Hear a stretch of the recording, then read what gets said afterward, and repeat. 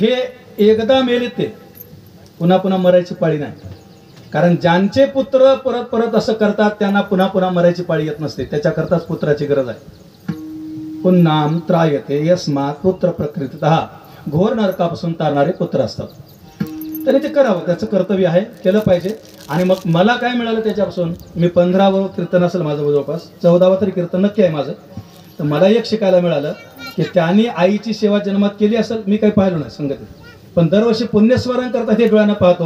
म्हणून मला एक धडा मिळाला. म्हणून मी परवा आळंदीला 5 महिने अनुष्ठान 5.5 महिने केलं. त्यावेळेस माझ्या आईला सोबत घेऊन राहिलो. आईचं काय काम होतं, काहीच नाही. सकाळी 5:45 जेव्हा मी मंदिरात माऊलीचा जात होतो त्यावेळेस आईला साष्टांग नमस्कार करून जात होतो.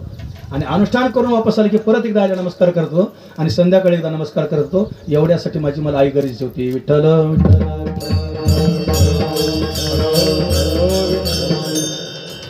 असो. अभंगाचा आपण धावता भावार्थ बघितला. कारण आपल्याला 1 वाजेपर्यंतच कीर्तन सेवा करायची आहे. सुरुवात कितीला हो, शाळा बरोबर सुटली पाहिजे. या न्यायानं आपण कीर्तन करणार आहोत. आणि थोडासा बोलता बोलता एक विचार करून वेगळं जरी आलं असलो पण विचाराची दिशा वेगळी मिळाली. कारण खूप चांगले ऐकणारे समोर माझ्या बसले म्हणून. खूप चांगले लोक ऐकायला. तसे मग एरी बसत नाहीत का? अहो एरी तरी प्रभू तुम्ही महेशाची या मूर्ती. आमचे चंदू महाराज म्हणतात जर चांगले भेटले ऐकणारे तर महेश म्हणजे महादेवाच्या मूर्ती. आणि बाकीचं मग त्यांनी डॅश डॅश करतात काही लोकांना. ते म्हणण्याचं मला म्हणायचं नाही. म्हणून भगवान परमात्मा शंकराची सगळे मूर्तिमंत स्वरूप तुम्ही माझ्यासमोर आहात. सुज्ञ श्रोते आहात. म्हणून थोडा अभंगाचा वेगळ्या रीतीने विचार. कारण हे नेहमी कीर्तनकार आहेत आमचे भोरे महाराज. बाबूराव पाटील आमचे कीर्तनकार जरी नसले तर अनेक कीर्तनकार उगाळून फिरले त्यांनी. कारण कोण कसा बोलतो काय नाही सगळ्याचं आकलन करण्याची ताकद चांगली आहे. पाठीमाग उभा टाकला तर स्वाध्यायच आहे बुवा. सुधाकर पाटील एक एकापेक्षा बळी आहेत.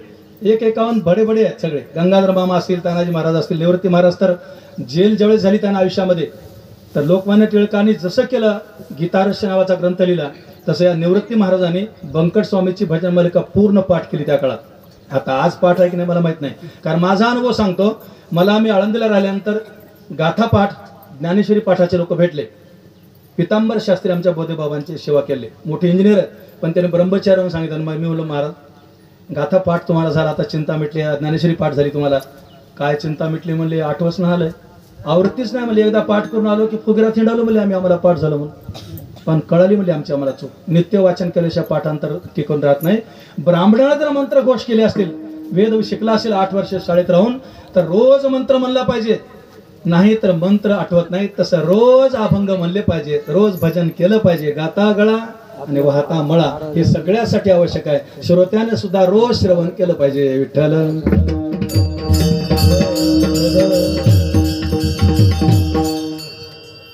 मग आपला तो एक देव करून घ्यावा.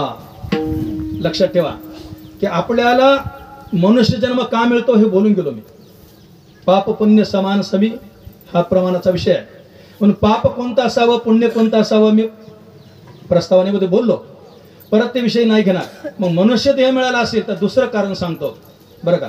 आगा कर्मी जे उरावे ते सुख दुःखी फळावे, तया ते भोगावया यावे देहा एका. ज्ञानोबा बोलतात आपण केलेल्या कर्मानुसार कर्म करावे लागतात. लग्न करून घ्यावं लागतं, बायको करून घ्यावी लागते, स्वयंपाक करून घ्यावा लागतो, जेवायला वाढून घ्यावं लागतं, परमार्थ करून घ्यावा लागतो. हे जर गोष्टी सगळ्या करून घ्यावा लागत असतील तर देवही करूनच घ्यावा लागतो. विठ्ठल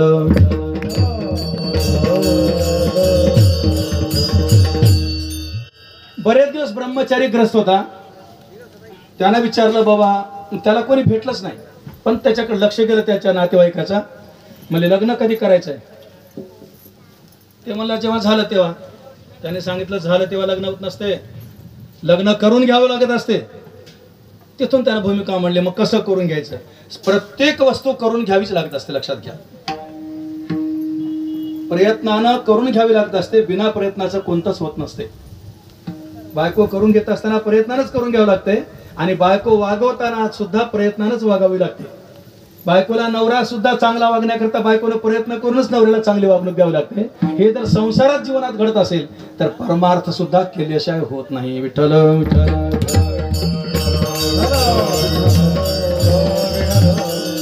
केल्याने होत आहे रे आधी केलेची पाहिजे, यत्न तो देव जाणावा. बरं का, हा एक विचार आहे, वाक्प्रचार आहे.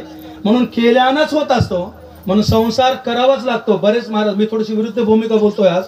आज आपण पूर्वपीठिका असे बोलतो की संसार होत असतो आणि परमार्थ करावा लागतो. हे मूळ सिद्धांत आहे परमार्थाचा. पण मी थोडं विरुद्ध बोलतो, संसारही करावाच लागतो, पण संसार नाही केला तर तुमच्या बापालाही सापडत नाही.